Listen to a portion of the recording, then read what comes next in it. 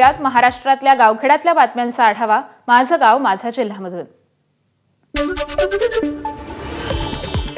चिपळूणमधील परशुराम घाटातील सवत्सडा धबधबा पूर्ण क्षमतेने प्रवाहित। अक्षय पवार यांनी माझाच्या प्रेक्षकांसाठी ड्रोनद्वारे टिपलेली ही खास दृश्य। इगतपुरीतील भावली धबधबा प्रवाहित। हे नयनरम्य दृश्य पाहण्यासाठी पर्यटकांची मोठी गर्दी।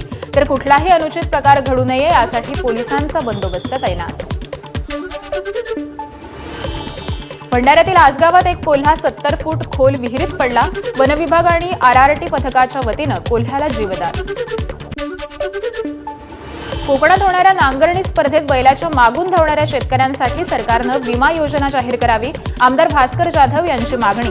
तर या स्पर्धेला सरकारमान्य खेळाचा दर्जा मिळवण्यासाठी प्रयत्न करणार अशीही माहिती। रत्नागिरीच्या आरेवारी समुद्रात बुडून चौघांचा मृत्यू। काल घडलेल्या या घटनेचा भयानक व्हिडिओ व्हायरल।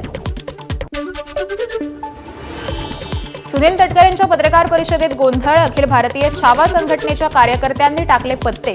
कृषी मंत्री माणिकराव कोकाटेंविरोधात घोषणाबाजी।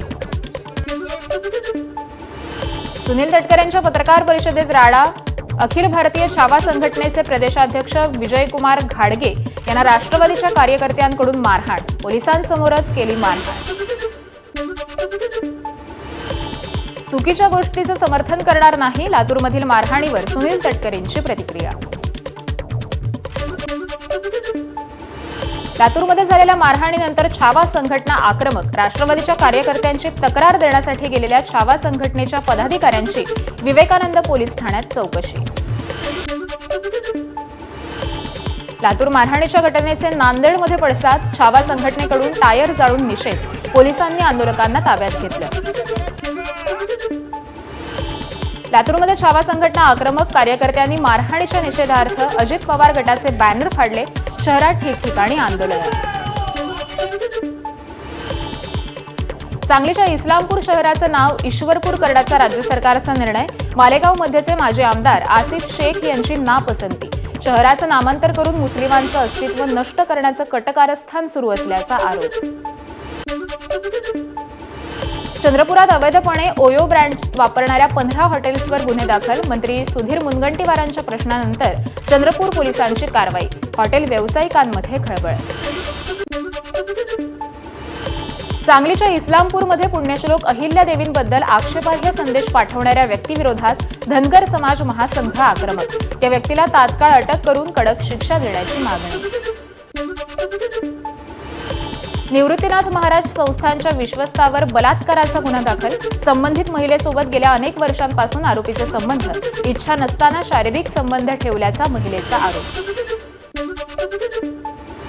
पुण्याच्या भवानी पेठेत कोयता घेऊन तरुणांचा हायदोस। तरुणांनी केली 10 ते 12 वाहनांची तोडफोड। नवं पोलीस स्टेशन मंजूर। गृह विभागाकडून शासन निर्णय जारी। उपलब्ध मनुष्यबळातूनच स्टेशनसाठी अधिकारी आणि कर्मचारी नियुक्त केले जाणार। नाशिकमध्ये अनधिकृत वास्तव्य करणाऱ्या 4 बांगलादेशी महिलांसह एका पुरुषाला अटक। क्राईम ब्रांच युनिट 1 ची कारवाई। बनावट कागदपत्र तयार करून 5ही जण वास्तव्य करत होते। वर्ध्याच्या रोठा परिसरातून 4 बकऱ्या चोरीला। पशुपालकांकडून सावंगी पोलिसात तक्रार। पोलिसांनी चौघांना ताब्यात घेतलं। आरोपीकडून 1,89,000 रुपयांचा मुद्देमाल जप्त। अमरावतीच्या पॅन्टलून्स मॉलमधील युनिकॉर्न स्पा सेंटरच्या नावाखाली देहविक्रीचा व्यवसाय। 5 मुली आणि 4 ग्राहकांना पोलिसांनी ताब्यात घेतलं। जळगावच्या रावेर तालुक्यात साधूच्या वेशात असणाऱ्याला ग्रामस्थांनी दिला चोप। मुलं पळवून नेण्याच्या संशयावरून चोप दिल्याची माहिती। सावदा पोलीस स्टेशनला गुन्हा दाखल। आळंदीत संत तुकाराम महाराज आणि ज्ञानेश्वर माऊलींच्या पालखी सोहळ्याचं हरिनाम आतषबाजी आणि भक्तिमय स्वागत। हजारो भाविक सहभागी। कोल्हापूरच्या राजाचा आगमन सोहळा मोठ्या उत्साहात पार पडला। यावेळी ढोल परिसर दुमदुमून गेला। नाशिकमध्ये जागतिक बुद्धिबळ दिनानिमित्त जलद बुद्धिबळ स्पर्धेचं आयोजन। जिल्ह्यातील विविध ठिकाणाहून 174 खेळाडूंचा स्पर्धेत सहभाग।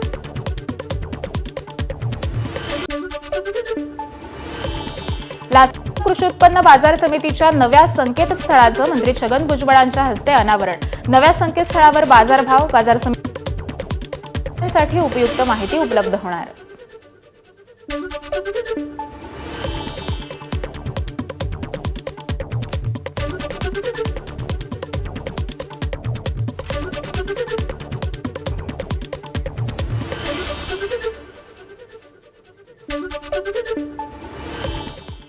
तर वेगवान घडामोडींचा आढावा पूर्ण झालाय. यानंतर पाहूयात काही बातम्या सविस्तरपणे. अखिल भारतीय छावा संघटनेचे प्रदेश अध्यक्ष विजयकुमार घाडगे यांना झालेल्या मारहाणीच्या